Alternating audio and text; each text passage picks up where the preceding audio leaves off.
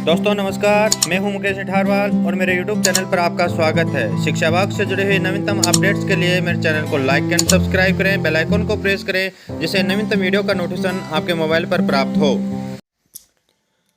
दोस्तों नमस्कार, आज आपके लिए एक नया वीडियो लेके आए हैं जिसमें हम बात करेंगे धारा 80 CCD 1B क्या है। एक्ट यहाँ पर हम बात करें हैं कि आपके 80 जो CCD 1B है उसके बारे में आयकर के अंदर किस प्रकार छूट है, सभी प्रकार की बातें करेंगे। और यहाँ पर हम बात करें कि NPS टीयर 1 खाते से ही मिलेगी छूट। तो NPS 1 टीयर 1 खाता क्या है, टीयर 2 खाता क्या है, उसकी भी डिटेल में बात करेंगे। जानिए NPS कार्मिकों को 80 CCD 1B में अतिरिक्त 50,000 रुपये की छूट है क्या। यहाँ पर हम बात करेंगे कि छूट है या नहीं है, विथ प्रूफ के साथ बात करेंगे। भारत सरकार के दस्तावेज हम यहाँ पर आपके साथ कि उसमें क्या लिखा हुआ है जिसके कारण यह छूट है या नहीं है। तो वीडियो को अंत तक जरूर देखें और अभी तक चैनल को सब्सक्राइब नहीं किया दोस्तों चैनल को जरूर सब्सक्राइब कर लें। इसी प्रकार के महत्वपूर्ण वीडियो हम आपके साथ शेयर करते हैं। ये साथियों, सबसे पहले मैं बात करता हूँ यहाँ पर दो प्रकार के NPS खाते जिनके बारे में आपको पता होना बहुत ज़रूरी है। यहाँ पर NPS में दो तरह के खाते होते हैं, एक होता है NPS टीयर 1 और एक होता है NPS टीयर 2। जी साथियों, सबसे पहले हम बात करते हैं कि NPS टीयर 1 खाता क्या होता है।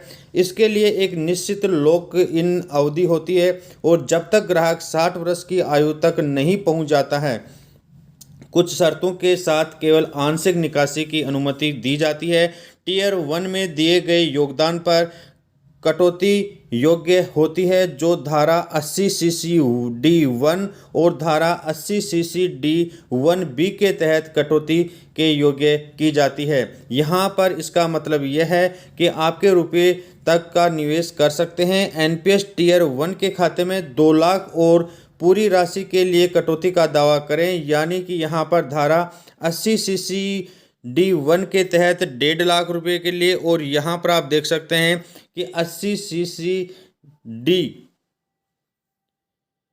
1B के तहत 50,000 रुपये की छूट यहाँ पर दी जाती है। जी साथियों, हम यहाँ पर बात करें टीयर 2 खाता क्या है। यह अनिवार्य रूप से एक स्वैच्छिक बचत खाता है जो ग्राहकों को अपनी इच्छा अनुसार निकासी करने की अनुमति देता है, लेकिन टीयर 2 खाते में किया गया योगदान कर कटौती के लिए पात्र नहीं है, इसलिए हम इसकी बात नहीं कर रहे हैं। हम यहाँ पर बात कर रहे हैं, आप देख सकते हैं यहाँ पर कि इस प्रकार धारा 80 CCD 1B क्या है, इसके मायने क्या हैं और इसमें कितने रुपए की कैसे छूट मिलती है उसकी चर्चा कर रहे हैं। आयकर अधिनियम की धारा 80 CCD NPS में योगदान करने वाले व्यक्तियों को दी जाने वाली कटौती से संबंधित है। यहाँ पर आप धारा 80 CCD के अनुसार वर्ष 2015 तक एक व्यक्ति रुपये तक की आयकर कटौती का दावा करने के लिए पात्र था, लेकिन NPS में किए गए योगदान के खिलाफ 1 लाख अर्थात वर्ष 2015 के बजट में सरकार ने NPS के लिए देय अधिकतम राशि को बढ़ाकर 1.5 लाख रुपये प्रति वर्ष किया गया है। इसके अतिरिक्त एक नया सब सेक्शन 1B भी पेश किया गया था। साथियों, यह 2015 के बाद ही पेश किया गया था, जिसमें रुपये यहाँ पर हम बात करें कि अतिरिक्त कटौती की पेशकश की गई, जिसमें NPS में व्यक्तिगत करदाताओं द्वारा किए गए योगदान के लिए 50,000 रुपये है। यहाँ पर कटौती जो 50,000 रुपये है वह आपके 80 CCD 1B के तहत यहाँ पर 1.5 लाख रुपये 80 CC 1 के तहत कटौती के रूप में उपलब्ध है, और इस प्रकार की छूट का अधिकतम जो सीमा है वह बढ़ाकर 2 लाख रुपये की गई है। अर्थात आप देख सकते हैं कि यहाँ पर जो 50,000 रुपये है वो अतिरिक्त कटौती जो आपकी है वो 80 CC 1B के तहत है, और आपको 80 CCD 1 के तहत आपको 1.5 लाख रुपये, तो मिलाकर NPS धारकों के लिए यहाँ पर 2 लाख रुपये तक की आयकर के अंदर छूट का प्रावधान किया गया था। साथ ही हम यहाँ पर देख सकते हैं कि धारा 80C प्लस धारा 80 CC प्लस धारा 80 CCD 1 उदाहरण के लिए अपने आप को एक ऐसे व्यक्ति के रूप में माने जो रुपये निवेश करने के लिए 1.5 लाख रुपये तक की यहाँ पर कर सकता है। धारा 80C इसके अंदर PPF आ सकता है, टैक्स सेवर FD आ सकती है, ELSS आदि जो भी हैं आपके 1.5 लाख रुपए तक हैं, उन सब के अंदर 80C, 80CCC एंड 80CCD1 ये सभी के सभी 1.5 लाख रुपए के अंदर आते हैं और अपने रुपए का योगदान करने का फैसला किया सकता है। यहाँ पर 70,000 रुपये प्रतिवर्ष NPS की ओर से अब आप रुपये की कटौती का दावा कर सकते हैं 2 लाख, अर्थात यहाँ पर धारा 80C के तहत 1.5 लाख रुपये और 50,000 रुपये धारा 80CCD1B के तहत।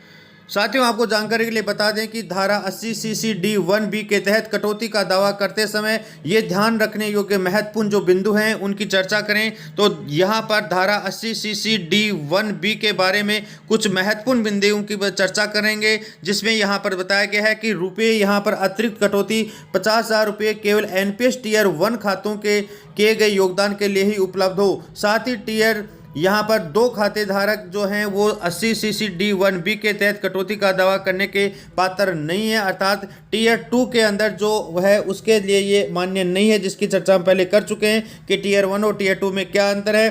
धारा 80CCD1B के तहत कटौती वेतनभोगी व्यक्तियों के साथ साथ स्वनियोजित व्यक्तियों के लिए भी उपलब्ध है। आपको NPS में योगदान से संबंध में लेन देन के दस्तावेज साक्ष्य प्रस्तुत करने होंगे और साथ ही NPS के तहत आंशिक निकासी की अनुमति है, लेकिन विशिष्ट नियम और शर्तों के अधीन है। यहाँ पर धारा 80CCD1B के तहत कुल छूट सीमा 50,000 रुपये और धारा 80C के तहत छूट के स्वतंत्र है। इस प्रकार आप रुपये की अधिकतम कटौती का दावा 2 लाख रुपये तक यहाँ पर देख सकते हैं। तो ये महत्वपूर्ण बात निकल के आई है कि यहाँ पर आपके साथ में 2 लाख रुपये की अधिकतम छूट आप यहाँ पर ले सकते हैं। यदि निर्धारित की मृत्यु हो जाती है और नामित व्यक्ति NPS खाता बंद करने का निर्णय लेता है तो नामित व्यक्ति द्वारा प्राप्त राशि कराधान से मुक्त रखी जाती है।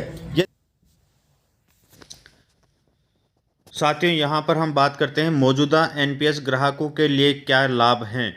मौजूदा NPS सब्सक्राइबर्स भी सेक्शन 80CCD1B के तहत सेक्शन 80C के तहत 1.5 लाख रुपए की कटौती के अलावा डिडक्शन का फायदा उठा सकते हैं। वे धारा 80CCD1B के तहत अपने योगदान पर 50,000 रुपये के अतिरिक्त कटौती का दावा कर सकते हैं। वे अपने NPS योगदान को विभाजित कर सकते हैं और आंशिक रूप से 80C में दावा कर सकते हैं। शेष 80CCD1B में कर कटौती का अधिकतम 2 लाख रुपये तक कर सकते हैं और NPS टैक्स बेनिफिट एक नज़र में हम यहाँ पर टेबल के माध्यम से आपके साथ उन्हें प्रस्तुत कर रहे हैं। यदि हम प्रकृति की बात करें तो नियोक्ता योगदान के लिए कटौती 80CCD2 की बात करें तो वेतन का 10% कोई मौद्रिक सीमा यहाँ पर नहीं है और ध्यान दें 80C और 80CCD1B की सीमा के बाहर होगा। लेकिन कर्मचारी के योगदान की कटौती की बात करें जिसमें अनुभाग 80CCD1 की बात करें तो वेतन का 10% अधिकतम 1.5 लाख रुपए तक है और यह धारा 80C के भीतर है। लेकिन महत्वपूर्ण बात यह तीसरे नंबर की निकल के आती है कि NPS में स्वयं का जो योगदान है उसकी बात करें तो यहाँ पर 80CCD1B के अंदर अधिकतम कटौती 50,000 रुपये की है और यहाँ पर 80C और 80CCD1 के अलावा हम यहाँ पर बात कर सकते हैं। साथ ही दोस्तों, हम यहाँ पर यदि प्रूफ की बात करें, यहाँ पर भारत सरकार प्रधान प्रमुख आयकर आयुक्त का कार्यालय आंध्र प्रदेश व तेलंगाना सरकार के द्वारा यहाँ पर सूचना के अधिकार के तहत यहाँ पर धारा 2005 की धारा 7A के अंतर्गत कार्रवाई के संबंध में एक RTI मांगी गई थी और यहाँ पर मांगी गई सूचना और उसके उत्तर की यदि हम बात करें तो क्या सरकार स्वशासी संस्थान के ओब्लिक कर्मचारी जो NPS पेंशन योजना में अपने मूल वेतन एवं महंगाई भत्ता का 10% योगदान टीयर फर्स्ट खाते में करते हैं तो उपरोक्त NPS योगदान आयकर कटौती की छूट प्राप्त करने के लिए आयकर की धारा 80CCD1B के अंतर्गत रखा जा सकता है अथवा नहीं। इस संदर्भ में संबंधित नियम संबंधित विवरण विस्तार से लिखित में प्रदान करें। तो इसके उत्तर के अंदर जो RT की धारा के आधार पर जो जवाब मांगा गया है उसके उत्तर में जो प्राप्त हुआ है वह यह है कि हाँ, इस संबंध में आयकर अधिनियम 1961 की धारा 80CCD की उपधारा 1B इस प्रकार है कि यहाँ पर उपधारा 1 में निर्दिष्ट किसी भी निर्धारित कर यहाँ धारा 1 के अधीन कोई कटौती अनुभाग की गई हो अथवा नहीं, पूर्ववर्ती में ऐसी किसी भी स्कीम के अधीन जो केंद्रीय सरकार द्वारा अधिसूचित की गई हो या अधिसूचित की जाए कोई रकम अपने खाते में सदत यहाँ निर्देशित किया जाता है, वह उस पूरी रकम की कटौती में 50,000 रुपये के बाधित नहीं होती है। इसकी कुल आय की यहाँ पर करने की अनुपालना की जाती है, परंतु यहाँ पर ऐसी रकम के संबंध में इस उपधारा के अधीन कोई कटौती अनुज्ञात नहीं की जाएगी जिस पर कटौती की आय किया गया हो। इसकी उपधारा 1 के आधार पर अनुज्ञात किया जाता है। यहाँ पर दूसरा जो सूचना मांगी गई है उसकी यदि हम बात करें तो यहाँ पर स्पष्ट रूप से ये पूछा गया है, क्या सरकारी स्वशासी संस्थान के कर्मचारियों द्वारा मासिक रूप से किए गए एनपीएस अंशदान को 80C एवं 80CC D1B में विभाजित कर 2 लाख रुपए की बचत की जा सकती है क्या? तो इसके जवाब में लिखा गया है कि एनपीएस के अंतर्गत की गई बचत पर 1.5 लाख रुपए अर्थात 1.5 लाख रुपए आयकर अधिनियम की धारा 80CC D1 और इसके अतिरिक्त 50,000 रुपये की धारा 80CC D1B के अंतर्गत छूट प्राप्त की जा सकती है। यहाँ पर धारा 80CC D1 और 80CC D1B के अंतर्गत कुल छूट 2 लाख रुपये ही प्राप्त की जा सकती है। तो यहाँ पर 50,000 अतिरिक्त को जोड़कर 1.5 लाख रुपये और 50,000 को 2 लाख रुपये की छूट की बात कही गई है। तीसरे बिंदु में चाहेगी सूचना से और स्पष्ट होता है कि यहाँ पर मांगा गया है कि क्या सरकारी स्वायत्त संस्थान कर्मचारी जो एनपीएस पेंशन योजना में अपने वेतन का 10% योगदान करते हैं उन्हें आयकर धारा 80CC D1B के अंतर्गत 50,000 रुपये छूट प्राप्त करने के लिए टीयर 1 खाते के अतिरिक्त 50,000 रुपये का निवेश करना होगा या उसकी 10% एनपीएस कटौती उपरोक्त के अंतर्गत ही मान्य होगी। उपरोक्त के संबंध में स्पष्ट निर्देश लिखित में प्रदान करें।